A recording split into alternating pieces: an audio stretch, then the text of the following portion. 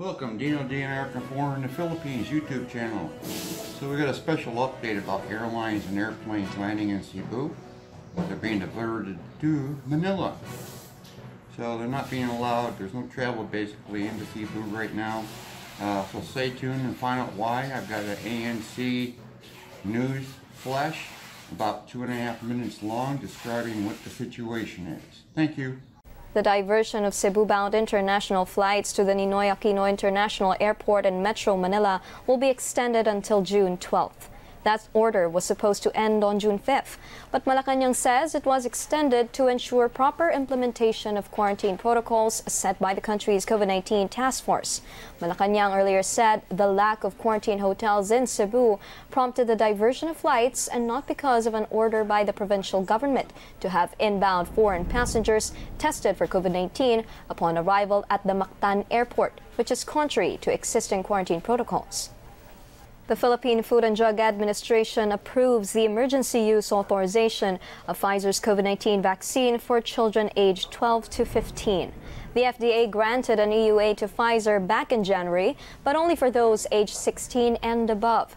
Pfizer amended EUA in the Philippines has come after the U.S. approved the vaccine's use on children. The Philippine Health Department welcomes the move but says minors in the country can be inoculated against COVID-19 once vaccine supply stabilizes. For now, the DOH says the current prioritization framework will be observed.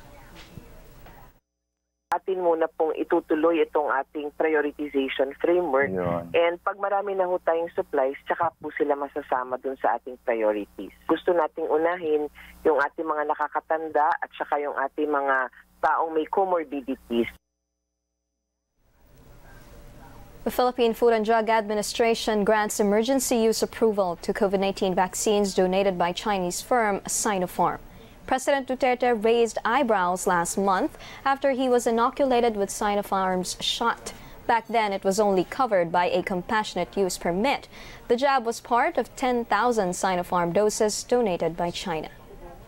Malacanang raising the possibility of slapping murder charges against those intentionally violating health protocols. Chief Presidential Legal Advisor Salvador Panelo floated the idea, which President Duterte backed. Pero kung alam niya po, pumunta siya sa isang lugar, alam niyang may sakit siya ng coronavirus at nakahawa siya at namatay, ay yan po ay talagang sadyang pagpatay. Papasok po yan sa murder. Sapagkat intentional, alam mo na nga makakahawa. Kung sabi mo murder, although medyo malayo masyado sa isip ng tao yan, but it is possible.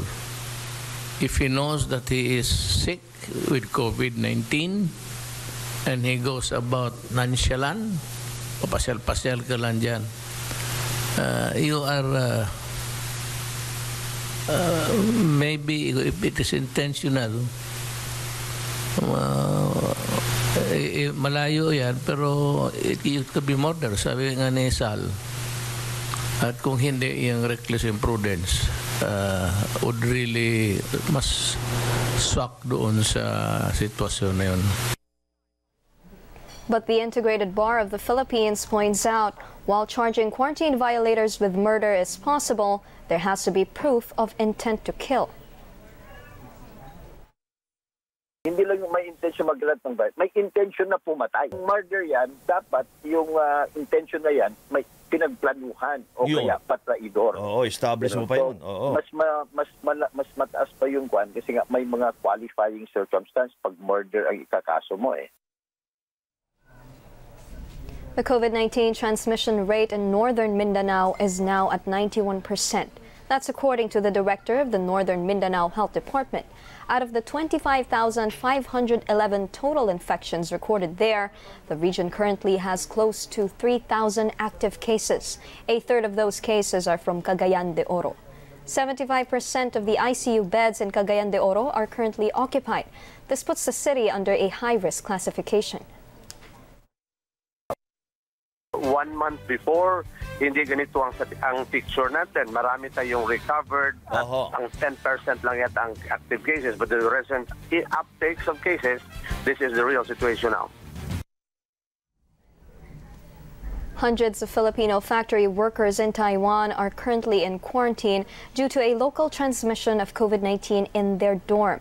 The Manila Economic and Cultural Office, or MECO, says 200 people from that dorm have tested positive for the virus. It adds the infection has spread to at least 3 other companies employing dozens of Filipinos. MECO is now asking Taiwan to include Filipino workers in the priority list for COVID-19 vaccination.